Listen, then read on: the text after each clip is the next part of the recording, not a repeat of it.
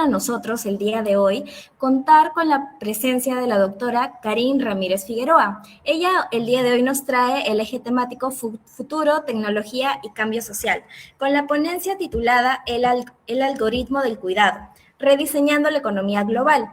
Vamos a hablar un poquito de la trayectoria de la doctora. Ella es directora ejecutiva del Centro de la Política Familiar, Visión y Desarrollo y directora internacional de familia de la Organización Democrática Mundial. También es maestra en Derecho de Empresa por la Universidad Peruana de Ciencias Aplicadas y en Gestión Pública por la Universidad San Martín de Porres, con máster en Gerencia Pública por EUSIM Business School en España.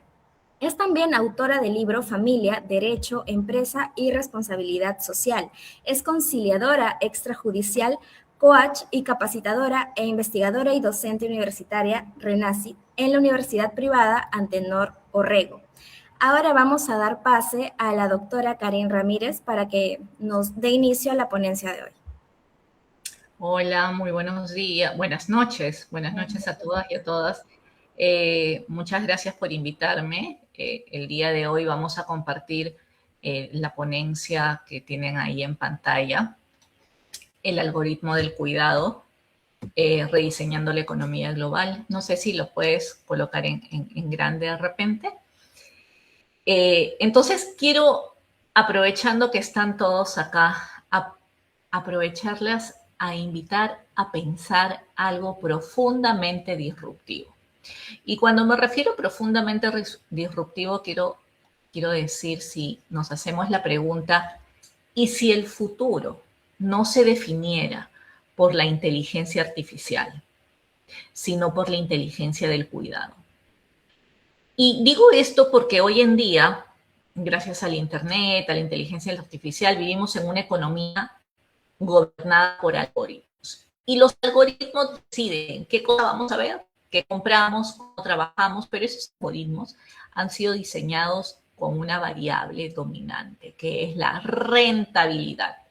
Pero hoy estoy yo aquí para proponerles incorporar una nueva variable estructural, la variable del cuidado, que todos acá, nosotros, utilizamos este cuidado. Y si ustedes se dan cuenta, es el algoritmo del cuidado. Oye, pero ¿qué cosa es la economía del cuidado? Porque el cuidado todos sabemos qué cosa es.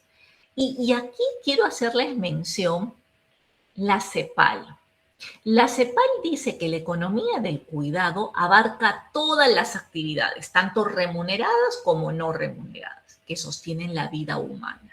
El bienestar físico, el bienestar emocional y el funcionamiento doméstico, incluyendo pues el cuidado de niños, mayores y personas con discapacidad. Entonces el cuidado, como todos acá en línea sabemos, es un pilar fundamental.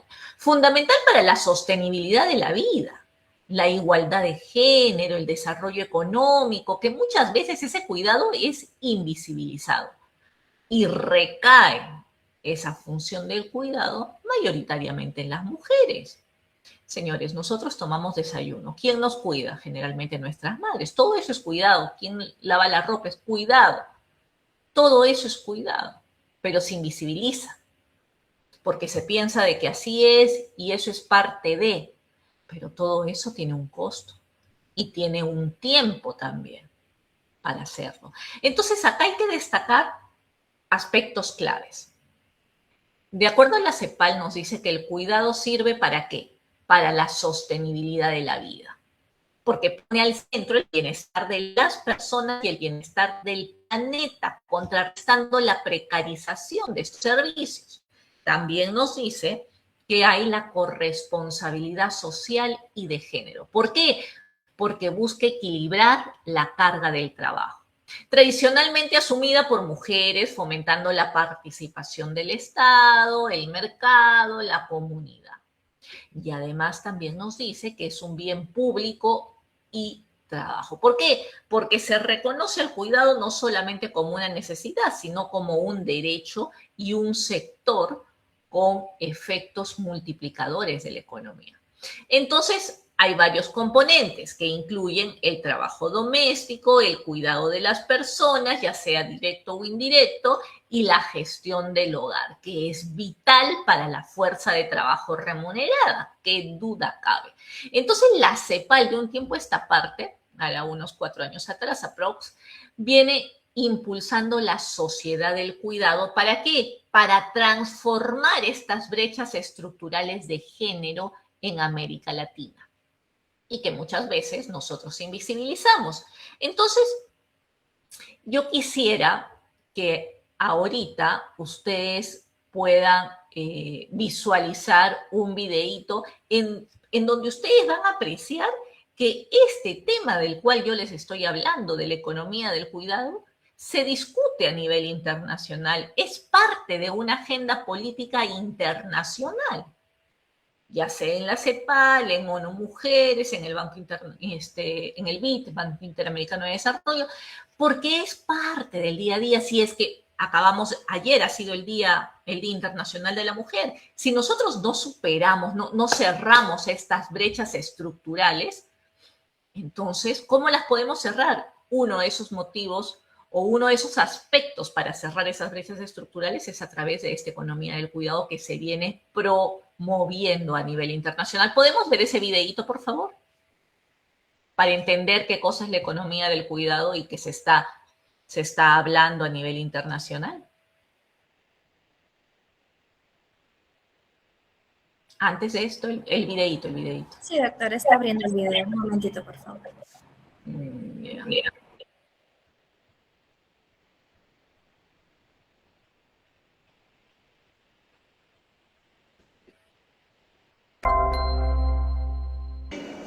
El estudio que estamos poniendo hoy sobre la mesa, junto a la CEPAL, muestra que invertir en la economía del cuidado genera un círculo virtuoso. ¿Por qué? Bueno, por un lado, porque genera empleos e ingresos para quienes se ocupan en el sector, que esperemos que en la medida que se avanza hacia sistemas de cuidado, como fue el caso de Uruguay, desde el 2015, se formalicen esos empleos que suelen ser informales. Invertir en políticas de cuidados y sistemas integrales de cuidados es una inversión inteligente y sostenible. Muy bien.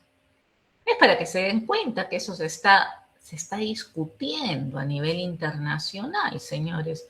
Entonces es súper importante. La economía del cuidado no es un concepto romántico, es la base invisible que sostiene, ¿qué cosa? La productividad. No sé si empezamos perfecto. Entonces, pasamos a la siguiente diapositiva, por favor. Perfecto. Ahora bien, acá en la diapositiva estamos viendo cómo el Perú está envejeciéndose. La población peruana está envejeciendo. Según las estadísticas del INEI, el 13% de la población peruana tiene 60 años a más. Por lo tanto, 1 de cada 3 hogares tiene como jefa a una persona mayor. Y la mayor proporción de mujeres adultas mayores son jefas de hogar. Entonces, señores, el Perú está envejeciendo aceleradamente.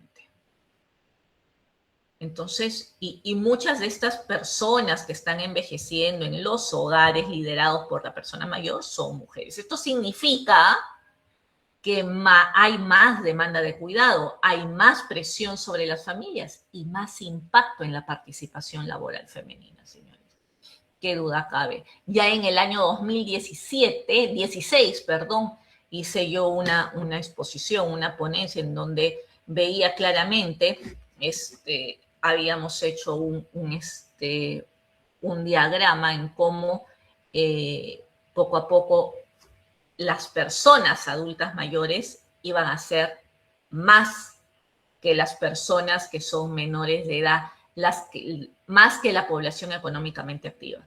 Por lo tanto, lo que genera la población económicamente activa, esos impuestos que recauda el Perú, el Tesoro Público, no va a alcanzar para todas las pensiones de toda la población que poco a poco se está envejeciendo. Y si a eso lo sumamos a los ninis, entonces cada vez nos vamos a quedar sin recursos que sostengan, ¿verdad? Entonces, si pasamos a la siguiente diapositiva, vemos el tema de la brecha laboral femenina. Y vemos que la brecha de participación laboral tiene 16 puntos porcentuales. La OCDE, señores, señala que en el Perú la brecha laboral entre hombres y mujeres supera estos 16 puntos porcentuales. Y cuando trabajan, las mujeres ganan en promedio 19% menos. ¿Por qué? Porque el sistema económico no incorpora este costo de cuidado del cual les hablamos. ¿O es que acaso ustedes han visto a los varones que llegan de trabajar y se van a la cocina a preparar la comida o a lavar la ropa de los hijos? No, ¿verdad? O si lo hay, son muy pocos. La siguiente diapositiva, señores, ustedes ahora que la tecnología, estamos en el día a día con la tecnología, ¿reduce o amplifica estas brechas del cual estamos hablando? A ver si hay alguna participación. Me gustaría que levanten la manito. Porque cuando hablamos de tecnología, la tecnología no es neutral. Ahora, ¿quiénes diseñan algoritmos? Porque si quienes diseñan estos algoritmos no incorporan la perspectiva de género, las brechas se van a amplificar. Y las mujeres están subrepresentadas en el STEM. Ahí veo que hay algunas ponencias que han hablado del STEM. Entonces, eso significa que los sistemas digitales no siempre reflejan la realidad que están viviendo en el día a día estas personas. Entonces, las mujeres en la tecnología, señores, son muy necesarias. Porque quiero que vean un video donde están las mujeres realmente en innovación. ¿Podríamos reproducir el video número 2, por favor? Está cargando, doctora, ahora se proyecta. Perfecto. Y es un video en inglés, pero tiene unos subtítulos en español. Me gustaría que estén atentos. Es un videito que dura 3 minutos, creo, un poco menos, un poco más. Pero atentos. Gender inequality doesn't make sense on any level. By marginalizing the rights of women, we deny ourselves the opportunity to lift millions of men, women, and children out of poverty, not to mention the chance of a just and fair world. From birth, girls and boys, women and men are expected by society to play certain roles and behave in certain ways based on traditions, religion, and other beliefs. These behaviors are learned and shape the gender norms in a society. Unfortunately, in many countries, gender norms create disadvantages for women. Often, girls are not sent to school. When they become women, they then have limited ability to earn money or realize their potential. Rural women play a major role in agricultural development. However, in many developing countries, women cannot formally own land. Without land, they cannot get loans to invest in their farms or businesses. This also means they have no control over the use of land or the benefits that come from it. Men generally control the household decisions, like how to use the family's assets. These disadvantages are often reinforced by practices that limit women's access to services, like training. Cultural beliefs can also restrict women's opportunities, such as in parts of Zambia where women cannot paddle their boats as it is considered bad omen. The result of these issues? Women remain poor, and agricultural production cannot reach its potential, perpetuating poverty and hunger in the developing world. The social norms that limit women's opportunities need to be understood and then changed. By taking a gender transformative approach, we can influence social norms and bridge the gaps in access to resources and services between men and women in a lasting manner. Change is needed on many levels, and both men and women must be involved for it to happen. Research and development organizations need to invest in programs that promote gender equality alongside improving productivity and incomes. Policies need to be implemented that increase women's access to services and resources. communities need to support women as farmers and as leaders. Increasing women's voice and agency is a valuable end in its own right. When development organizations, policies, and communities support the success of women, we have a chance to reduce extreme poverty and boost shared prosperity for girls and boys, women and men around the world.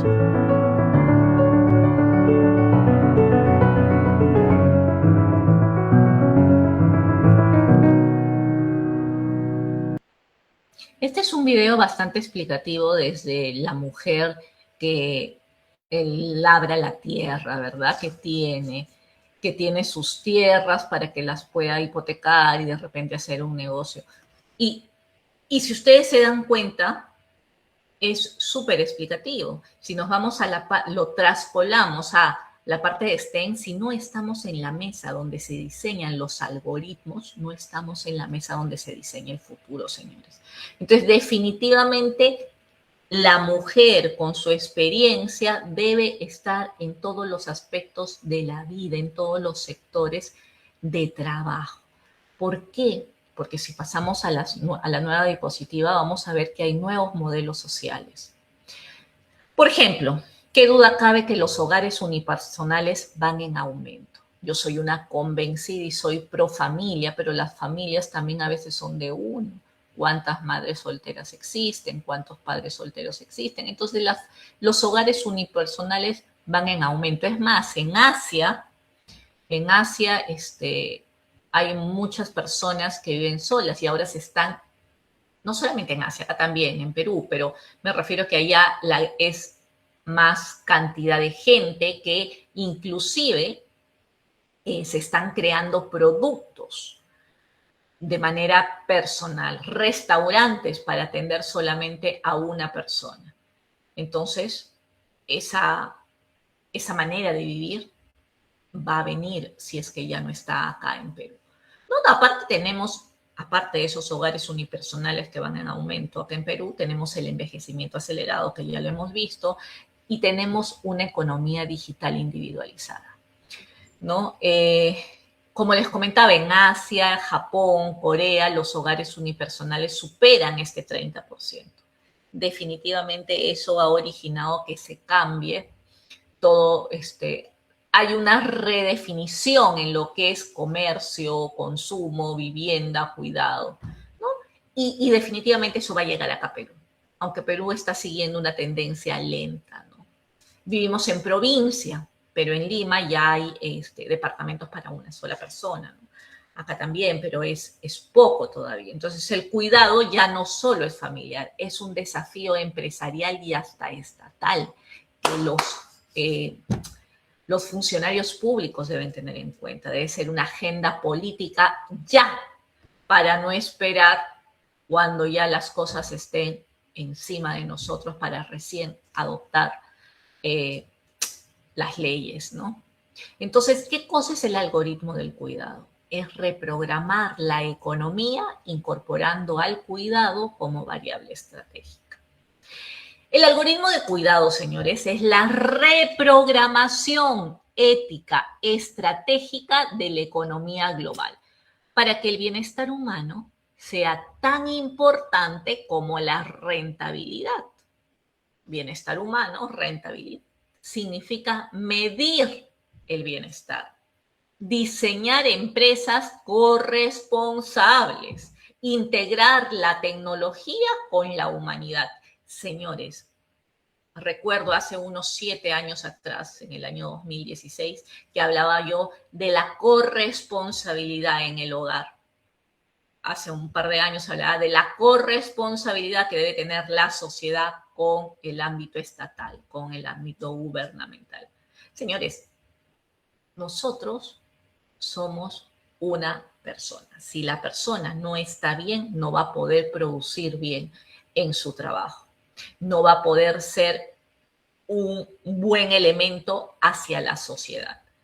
Entonces tenemos que medir bienestar. El ser humano tiene que tener bienestar, tiene que tener cuidado. Y ahora con la tecnología debemos ver la mejor manera de integrar esta tecnología con la humanidad. Y si pasamos a la diapositiva siguiente, van a ver allí el término responsabilidad familiar corporativa. Nuevamente, el libro que comentó la señorita al iniciar, que había escrito, tiene el concepto de la responsabilidad familiar corporativa, señores. El libro se llama Familia, Empresa, Derecho y Responsabilidad Social. Todo eso está aunado. Y acá vemos en la diapositiva que dice conciliación, flexibilidad, prevención de la violencia y medición del bienestar del cual les estoy comentando.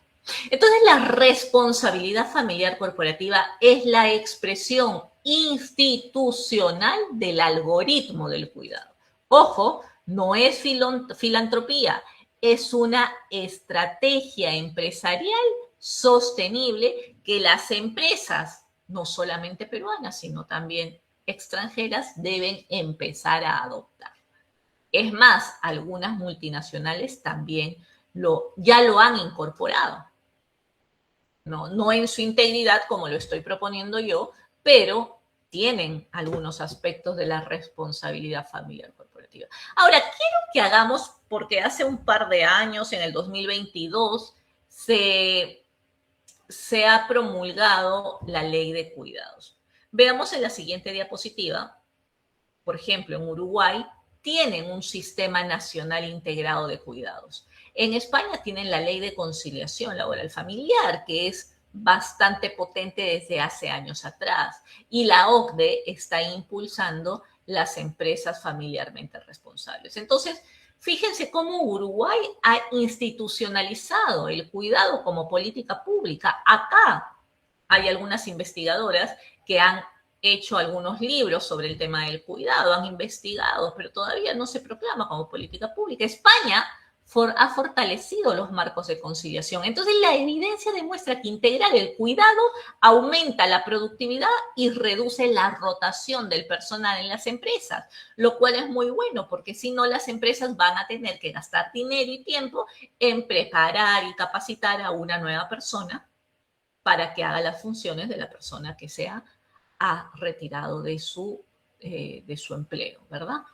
Entonces, ¿cómo aplicamos concretamente la responsabilidad familiar corporativa en el Perú? Uno, con incentivos tributarios, con indicadores ESG, con variables de cuidado. Y ustedes se preguntarán, oye, ¿y qué cosa es los indicadores ESG con variables de cuidado? Pues son métricas de sostenibilidad, señores. Los que trabajan en empresas se pueden dar cuenta que son métricas de sostenibilidad que están enfocadas en 3 pilares. ESG, E de ambiental, environmental, ¿no? En inglés. Social, gobernanza, la G de governability. Entonces, priorizando esa gestión responsable, señores jóvenes, es una gestión responsable de riesgos financieros y no financieros, en donde se va a evaluar el impacto ambiental, se va a evaluar el bienestar de los empleados, el bienestar de las comunidades y la transparencia corporativa de la empresa, asegurando una inversión socialmente responsable. Entonces, esos indicadores normalmente denominados ESG miden el desempeño. El desempeño, por ejemplo, environmental, mide el desempeño del cuidado del entorno, incluyendo la gestión de la huella del carbono, la eficiencia energética, el uso del agua, el uso de la biodiversidad en general. El social, la S, el cuidado del capital humano, el cuidado de la comunidad, abarcando evidentemente ese cuidado, condiciones laborales, derechos humanos, diversidad, inclusión, seguridad. Y la G de gobernanza o governance es el cuidado en la gestión empresarial, enfocándose en la transparencia, la ética, la estructura del consejo y los derechos de los accionistas, señores. Entonces, la variable del cuidado subraya la importancia, una importancia cualitativa, el compromiso de las empresas con la mejora continua, el manejo del riesgo y el impacto positivo a largo plazo. Entonces, deberían haber plataformas digitales de apoyo familiar, que es lo que yo estoy proponiendo. Entonces, En Perú, ¿qué podemos hacer? En Perú podemos integrar el cuidado en estos indicadores de ESG. Incentivar fiscalmente, tributariamente a las empresas con políticas de conciliación y desarrollar estas plataformas digitales de acompañamiento familiar. Entonces, es totalmente viable, es totalmente medible, es totalmente estratégico. Ahora, ¿qué nos falta? También hablar sobre el liderazgo femenino futuro, señores. Nosotras, las mujeres, tenemos que creérnoslo. Entonces, el liderazgo femenino no es una cuota, es una necesidad estructural. Hay un video, el último video que voy a pedir que proyecte, que es un video en TED, que es una ejecutiva americana, que menciona, ¿no? Pero vamos a ver solamente los 3, 4 primeros minutos y después a mí me gustaría que lo busquen ese video y ya lo vean en su casa. ¿Podrías proyectarlo, por favor?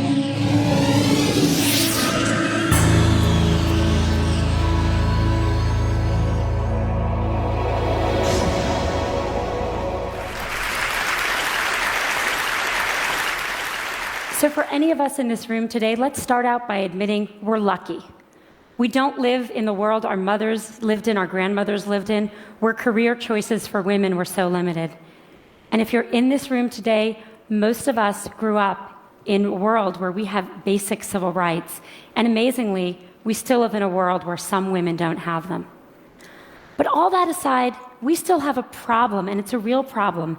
And the problem is this: women are not making it to the top of any profession anywhere in the world.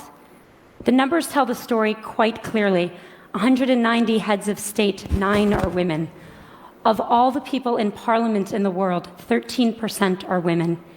In the corporate sector, women at the top, C-level jobs, board seats, tops out at 15, 16%. The numbers have not moved since 2002 and are going in the wrong direction. And even in the nonprofit world, a world we sometimes think of as being led by more women, women at the top, 20%. We also have another problem, which is that women face harder choices between professional success and personal fulfillment. A recent study in the US showed that of senior managers, of married senior managers, 2/3 of the married men had children, and only 1/3 of the married women had children. A couple of years ago, I was in New York and I was pitching a deal, and I was in one of those fancy New York private equity offices you can picture, and I'm in the meeting. It's about a 3-hour meeting, and 2 hours in, there's kind of needs to be that bio break, and everyone stands up, and the partner running the meeting starts looking really embarrassed. And I realize he doesn't know where the women's room is in his office. So I start looking around for moving boxes, figuring they just moved in, but I don't see any. And so I said, "So did you just move into this office?" And he said, "No, we've been here about a year." And I said, "Are you telling me that I am the only woman to have pitched a deal in this office in a year?" And he looked at me and he said, "Yeah, or maybe you're the only one who had to go to the bathroom." So the question is, how are we going to fix this? How do we change these numbers at the top? How do we make this different?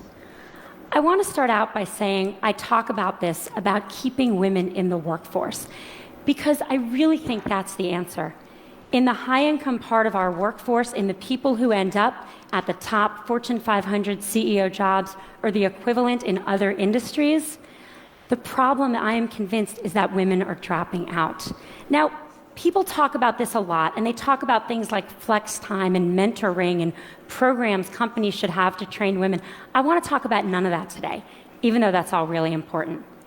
Today, I want to focus on what we can do as individuals. What are the messages we need to tell ourselves?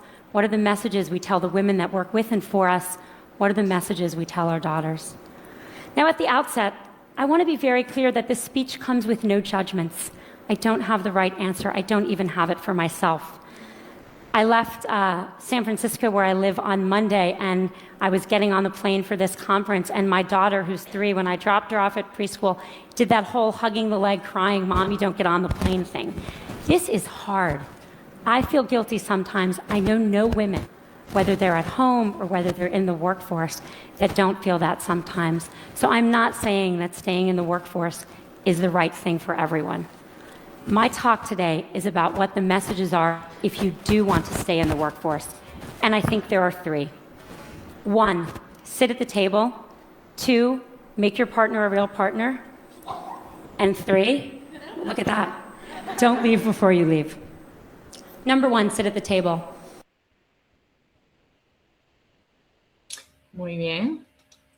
Si se dan cuenta, el liderazgo femenino no es solamente una cuota, señores, es una necesidad estructural, ¿vieron?